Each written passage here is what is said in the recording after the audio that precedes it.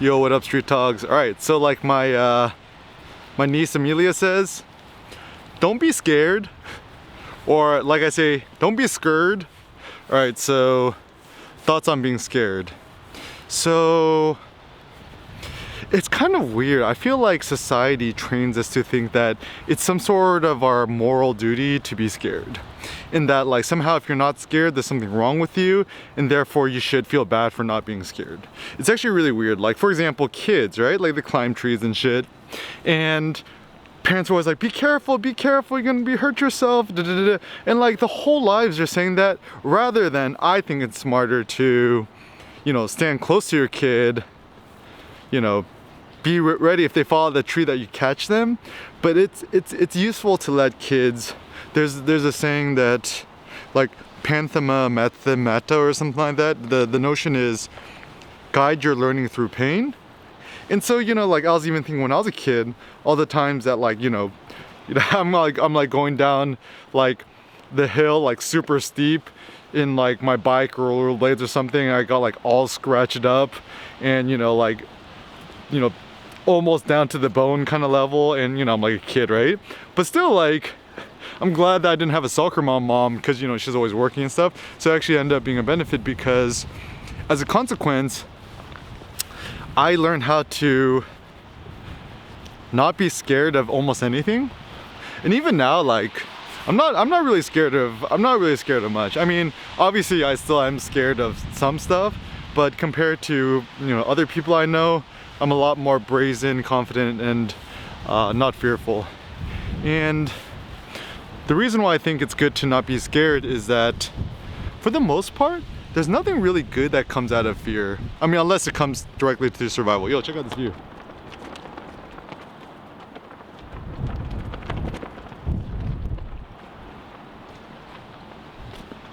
Yo, Providence, we got canals, baby.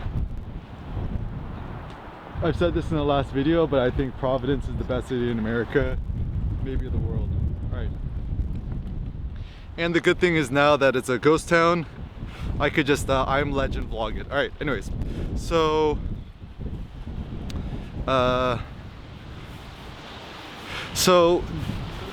you know, in terms of being scared, I think, okay, so there's certain things to think about. So what is fear? Fear is a physiological reaction towards some sort of outside stimulus, right? And I think some people are more fearful or get more scared than others. And why is this? I think it's through how you were trained, how you're reared, and, you know, stuff like that. So for example, you know, there's this ancient story, I think it's like a Spartan story, where, you know, a king or some dude, he takes two wolf puppies, or I don't know if it's a wolf puppy, let's say they're just like dog puppies, right? At birth, separated them at birth. And what they did was separated them to, you know, one of them was raised in the lap of luxury, you know, in the king's palace, and then the other was, you know, forced to survive in the wilderness or whatever. And then once they became, you know,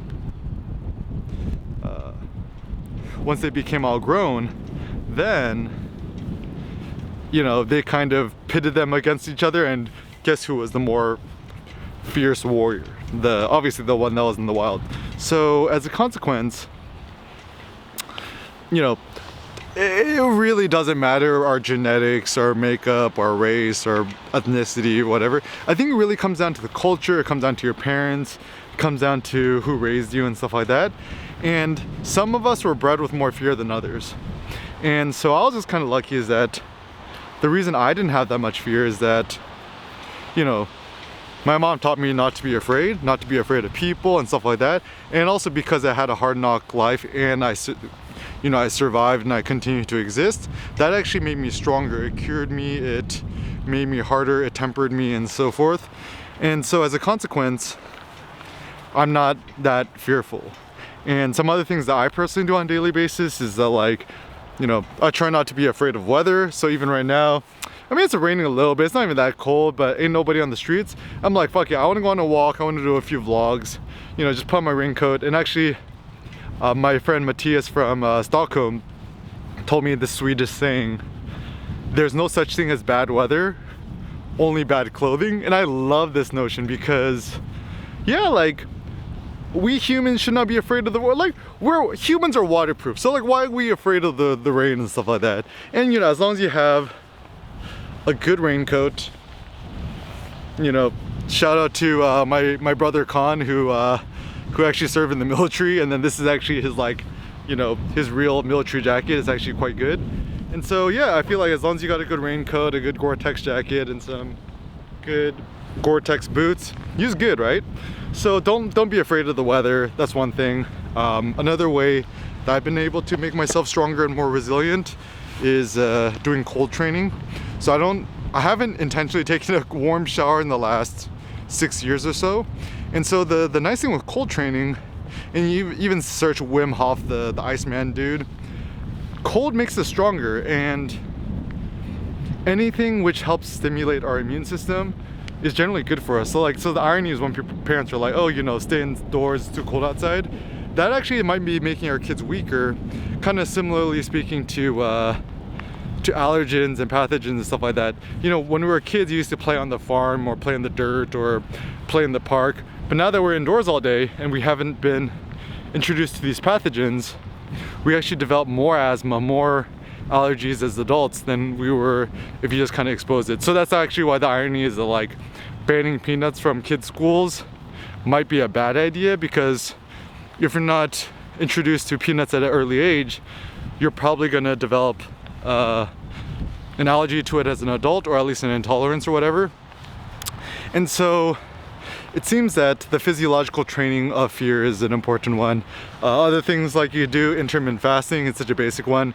It don't require nothing. This is the thing that's so interesting, is that, like, almost everything that people tell you to do requires you to buy something, buy some sort of funny clothes or some sort of superfluous equipment. But no, like, intermittent fasting is the best thing, because you don't have to go out and buy like $12 quinoa and kale and shit like that. Is just don't eat breakfast or lunch. Drink lots of, like, water, black coffee, no sugar, no cream, black tea, green tea, whatever it may be. And keep fasting until dinner time, which could be as early as 2 p.m., 3 p.m., 4 p.m., 5 p.m., or as late as 8, 9, 10 p.m. Or, you know, there's some people, they could go like, you know, a 48-hour fast. Seems pretty standard. I haven't done it myself yet.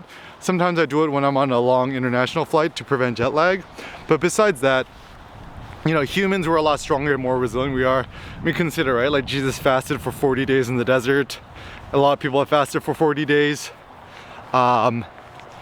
You know, most humans, as long as we have water, we could survive without food for, like, what, at least a month. And so what do we really got to be afraid of? So intermittent fasting has actually made me a lot stronger and less fearful. Fasting from the media, fasting from social media. So I haven't watched the news for the last like 6 or 7 years. I don't use Reddit, I don't use Twitter, Facebook. You know, I deleted my Instagram like 3 years ago. I'm not using any socials. And as a consequence, I'm just like not fearful.